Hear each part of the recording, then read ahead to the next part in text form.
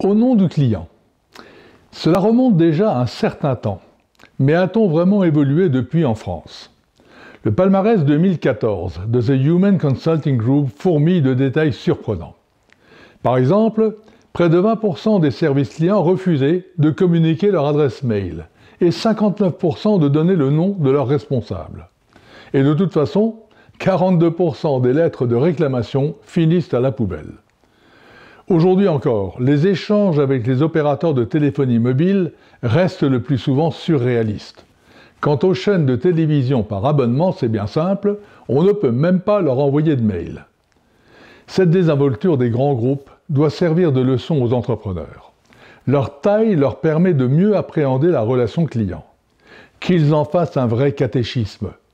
D'abord, mettez le client au cœur de votre entreprise. On est là pour faire réussir le client. Alors éliminons les barrières qui empêchent les collaborateurs de le servir de façon efficace et intégrer le client dans l'entreprise, pratiquer une approche individualisée de la clientèle, parler avec les mots du client, associez-le au projet pour mieux cibler ses exigences, observez comment les concurrents traitent leurs clients et faites mieux, concédez enfin que l'essentiel en affaires est de tenir parole. Ne vous fiez qu'aux chiffres visibles, puis glissez-vous dans la peau du client. Le client n'est pas un élément de la vie de l'entreprise, c'est l'entreprise qui est un élément de la vie du client. Il faut donc être à l'affût de ses besoins. Faites des enquêtes régulières auprès des consommateurs et auprès du réseau de distribution. Suscitez les réclamations. Les clients se plaignent rarement. Intéressez-vous de près aux clients qui vous lâchent. Utilisez régulièrement des clients mystères dans le réseau de distribution. Ensuite, diffusez la voix du client dans l'entreprise. Tordez le cou à une idée reçue. Le client n'est pas là pour nous ruiner. Celui qui a écrit que là où le client est roi, les fournisseurs sont pauvres avait sans doute de l'esprit, mais bien peu de jugeote. Pour gagner la confiance du client, commencez par lui accorder la vôtre.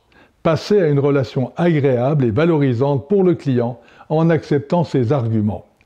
Apprenez à connaître vos clients mieux qu'ils ne se connaissent eux-mêmes, en communiquant avec eux et en les écoutant. Calibrez chaque action en fonction de ses besoins et de ses attentes. Servez-vous de la satisfaction client comme norme d'évaluation du succès. Enfin, laissez faire les spécialistes du service client. Nous sommes tous des vendeurs, proclament parfois des chartes d'entreprise. Oui, mais certains sont plus vendeurs que d'autres. Détectez-les et demandez-leur de partager leurs recettes.